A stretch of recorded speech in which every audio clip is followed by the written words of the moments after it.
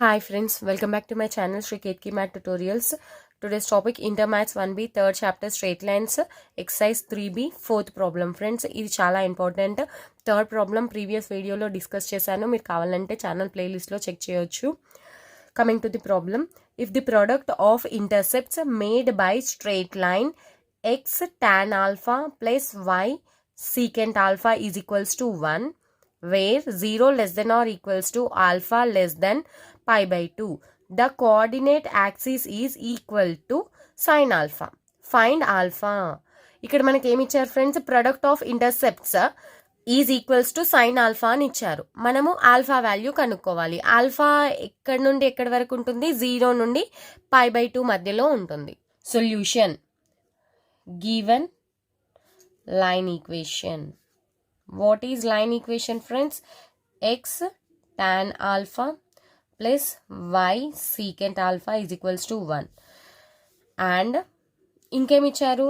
0 less than or equals to alpha less than pi by 2. This is the condition. ఇది మనకి ఎక్కడ use అవుతుందంటే, మనము లాస్ట్లో ఆల్ఫా వాల్యూ ఫైండ్ అవుట్ చేస్తాం కదా, అక్కడ మనం ఆల్ఫా వాల్యూ కరెక్ట్గా ఫైండ్ అవుట్ చేయడానికి ఈ కండిషన్ అనేది యూజ్ అవుతుంది. కన్ఫ్యూజ్ అవ్వకుండా ఈ కండిషన్ అనేది మనకి యూజ్ అవుతుంది. ఇక్కడ ఏమి ఇచ్చారు? Product of intercepts made by line. Product of intercepts is equals to sine alpha. Okay, first ఈ ఇచ్చిన ఈక్వేషన్ ఆఫ్ లైన్ని ఇంటర్సెప్ట్ ఫామ్లోకి మారుద్దాం. మార్చిన తర్వాత ఇంటర్సెప్ట్స్ యొక్క ప్రోడక్ట్ని సైన్ ఆల్ఫాకి ఈక్వేట్ చేసామనుకోండి, మనకి ఆన్సర్ చాలా ఈజీగా వచ్చేస్తుంది. దట్ ఇంప్లైస్ ఇక్కడ ఇచ్చిన లైన్ ఇంటర్సెప్ట్ ఫామ్లోకి చేంజ్ చేయడం చాలా సింపుల్ కదా. ఇంటర్సెప్ట్ ఫామ్ ఏంటి? X by a plus y by b is equals to 1. ఇక్కడ టాన్ ఆల్ఫా డినామినేటర్లో రాయాలి అంటే cot alpha plus y by, ఇక్కడ సీకెంట్ ఆల్ఫా డినామినేటర్లో రాయాలి అంటే cos alpha is equals to 1. This is intercept form. What is x intercept? Cot alpha. What is y intercept? Cos alpha. X intercept is equals to cot alpha. Y intercept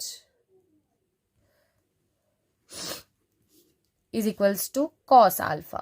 Okay, what given product of intercept is equals to sin alpha. అది రాసేయండి. given product of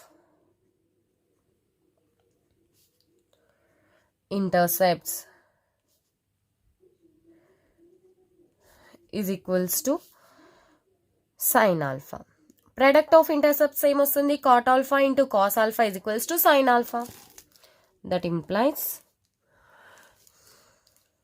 cot alpha into cos alpha is equals to sin alpha.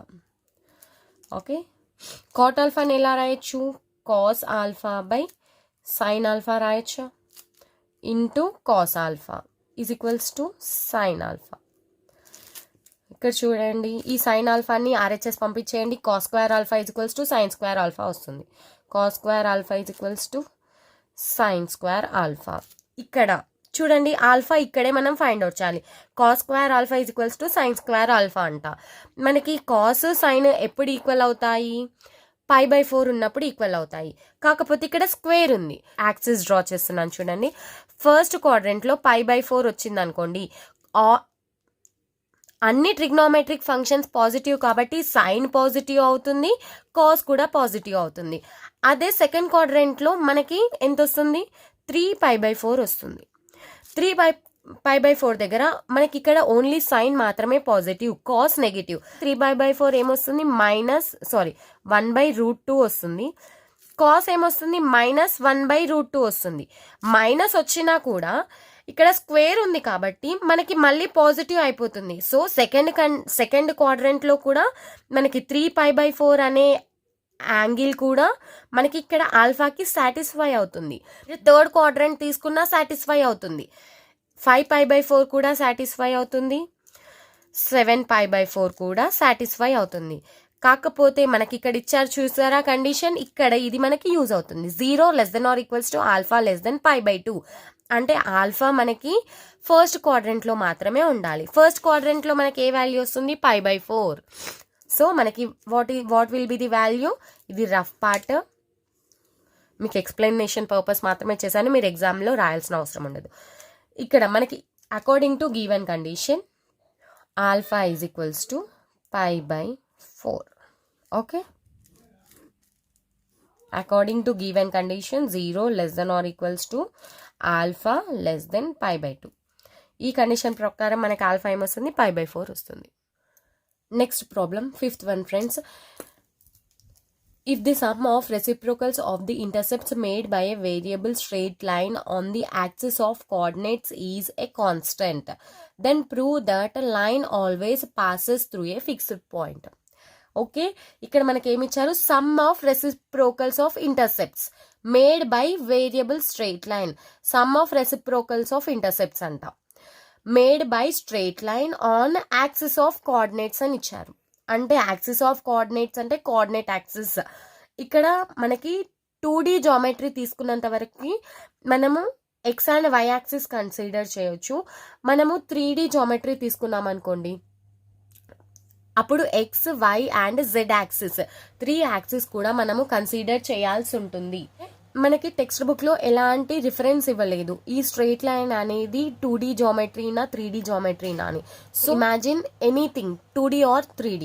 ఇక్కడ మనము 3D తీసుకున్నాం అనుకోండి, no problem. మనకి 2Dలో intercept form ఏమొస్తుంది, x by a plus y by b is equals to 1 వస్తుంది కదా. 3Dలో ఏమొస్తుంది, జస్ట్ సింపుల్ సేమ్ అలాగే ఉంటుంది, x by a plus y by b plus z by c is equals to 1. మనకి third coordinate Z coordinate ఒకటి వచ్చి add అవుతుంది. మీకు ఆన్సర్లో కూడా అలా ఎలాంటి వేరియేషన్ ఉండదు. కాకపోతే నేను ఇక్కడ మీకు 3Dలో చెప్తాను, 2D కూడా అలాగే ప్యారలల్గా ఎక్స్ప్లెయిన్ చేసేస్తాను. Okay, solution. Coming to the solution, let equation of line be. మనం ఏమనుకుందాం, ఈక్వేషన్ ఆఫ్ లైన్ 3Dలో కాబట్టి x by a plus y by b plus z by c is equals to 1. X by a plus y by b plus z by c is equals to 1. Let it be equation number 1. ఇది rough part.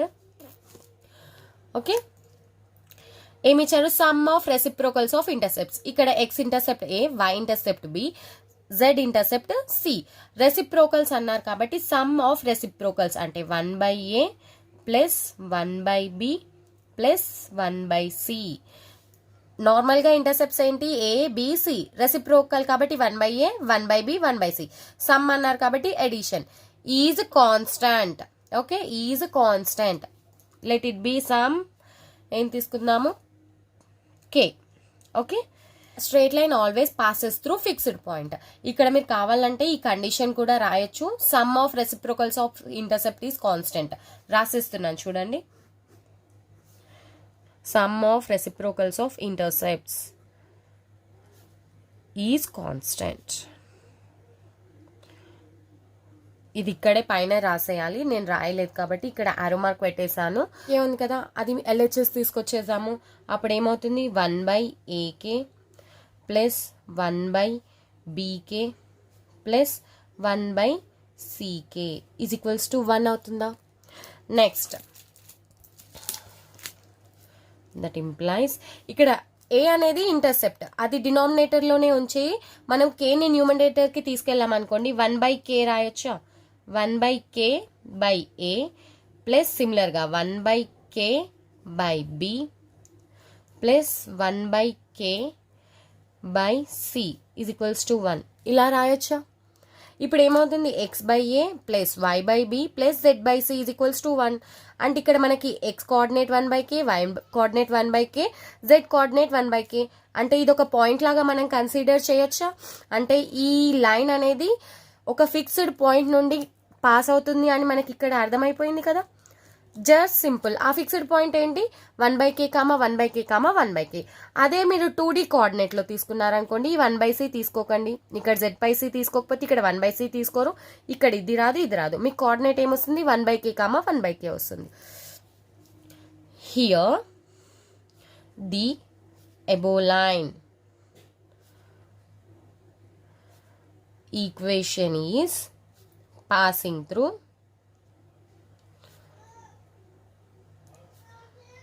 fixed point 1 by k comma 1/k comma 1/k. Very simple, అసలు ఆలోచించాలి, confuse అవ్వాల్సిన అవసరం లేదు. ఒకవేళ మీకు 2 మార్క్స్కి వచ్చిందంటే ఈజీ క్వశ్చన్ అనమాట. ఫస్ట్ ఈక్వేషన్ ఆఫ్ లైన్ 3Dలో కన్సిడర్ చేయండి. తర్వాత sum of reciprocals of intercepts constant కాబట్టి ఒక కాన్స్టెంట్కి ఈక్వేట్ చేయండి.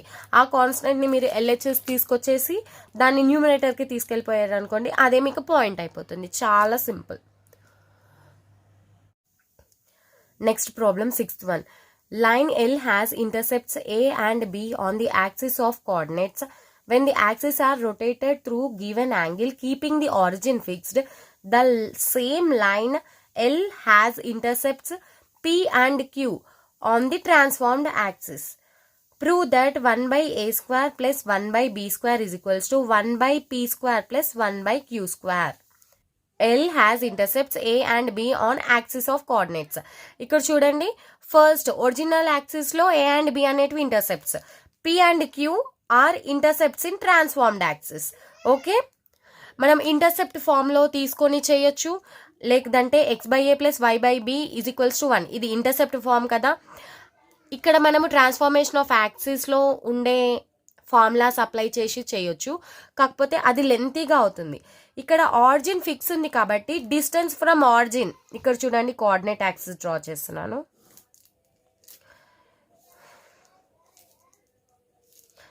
ఫస్ట్ ఇది లైన్ L అనుకోండి ఒరిజినల్ యాక్సిస్లో. Distance perpendicular distance from origin to line అనేది ఇక్కడ ఏమనుకుందాము, సమ్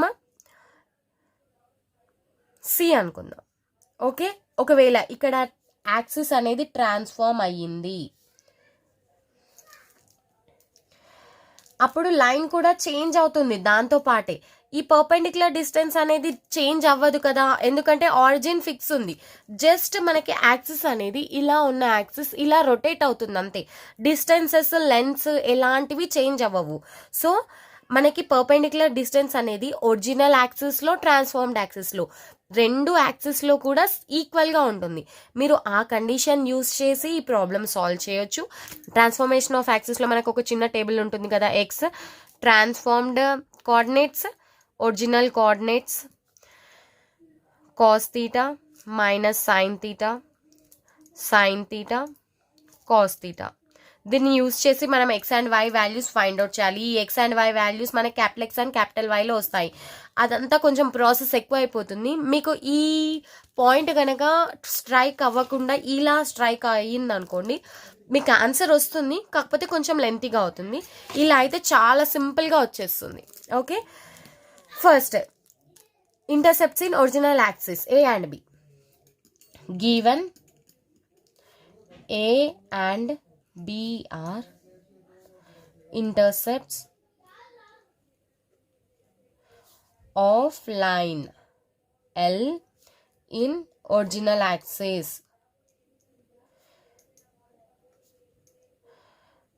మనకు అప్పుడు దెన్ ఈక్వేషన్ ఆఫ్ లైన్ ఏమవుతుంది, then equation of line, what will be the equation of line, x/a plus y/b is equals to 1.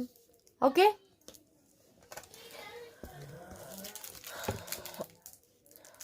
మనము ఏ కండిషన్ యూజ్ చేస్తున్నాము, perpendicular distance equal అనే కండిషన్ యూజ్ చేస్తున్నాము. సో మనకి ఇక్కడ పర్పెండిక్యులర్ డిస్టెన్స్ ఫైండ్ అవుట్ చేయాల్సి ఉంటుంది. పర్పెండిక్యులర్ డిస్టెన్స్ ఫైండ్ అవుట్ చేయాలి అంటే ఫస్ట్ ఇచ్చిన ఈక్వేషన్ని నార్మల్ ఫామ్లోకి జనరల్ ఫామ్లోకి చేంజ్ చేయాలి. చూడండి, జనరల్ ఫామ్లోకి చేంజ్ చేయాలంటే క్రాస్ మల్టిప్లై చేయండి, bx plus ay is equals to ab. Divide with root of b square plus a square. ఇప్పుడు దీంతో మనం డివైడ్ చేస్తే ఇచ్చిన ఈక్వేషన్ అనేది నార్మల్ ఫామ్లోకి చేంజ్ అవుతుంది. ఏమవుతుంది, x into b by root of a square plus b square plus y into a by root of a square plus b square is equals to ab by root of a square plus b square. This is the normal form of equation.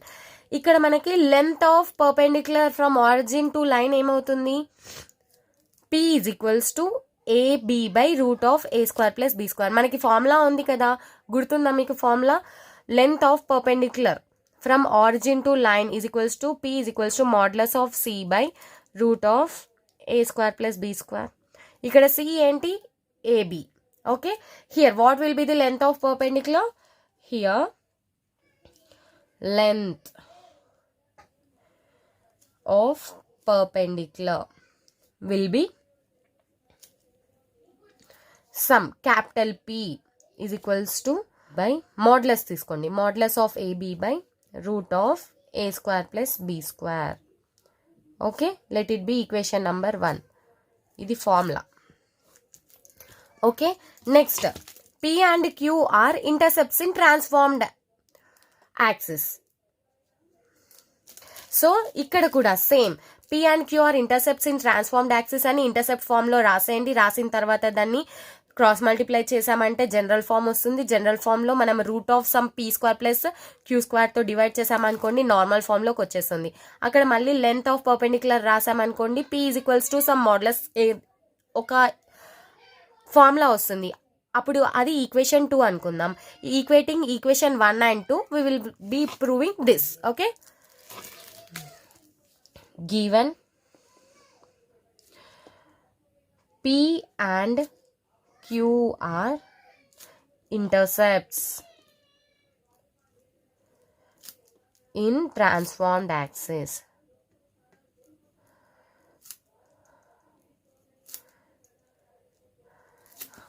then equation of line will be, what will be the equation of line? Intercept form లో equation of line ఏమవుతుంది? x by a plus y by b is equals to 1. Similar గా ఇక్కడ మీరు capital X కూడా తీసుకోవచ్చు, nothing to worry, ఎందుకంటే మన transformed equation లో మనకి capital x and capital y consider చేసాం కాబట్టి x by p plus y by q is equals to 1. ఇక్కడ ఎల్సిఎం చేస్తే ఏమొస్తుంది? qx plus py is equals to pq. Okay, ఇక్కడ మనకి డినామినేటర్ పీక్యూ వస్తుంది. ఆ డినామినేటర్ మీద మనము ఆర్హెచ్ఎస్ తీసుకెళ్ళిపోతే ఇక్కడ పీక్యూ వచ్చేస్తుంది. డివైడ్, దీన్ని నార్మల్ ఫామ్ లోకి చేంజ్ చేయాలంటే we have to divide it with root of q square plus p square with q square plus p square.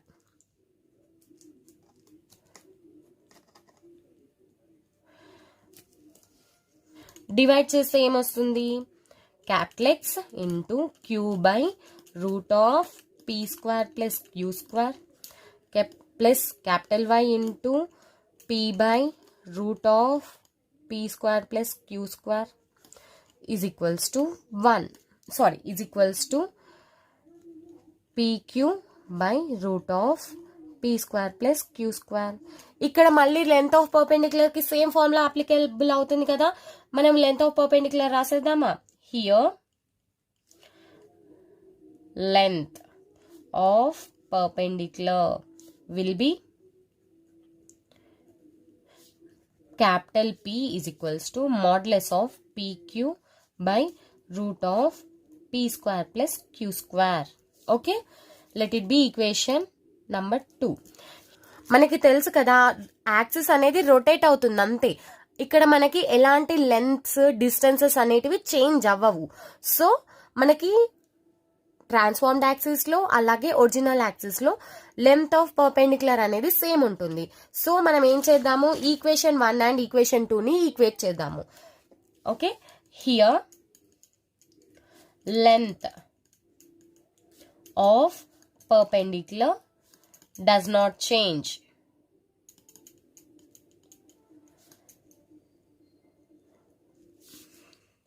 So equate equation 1 and 2.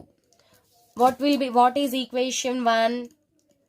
Modulus of AB by root of A square plus B square.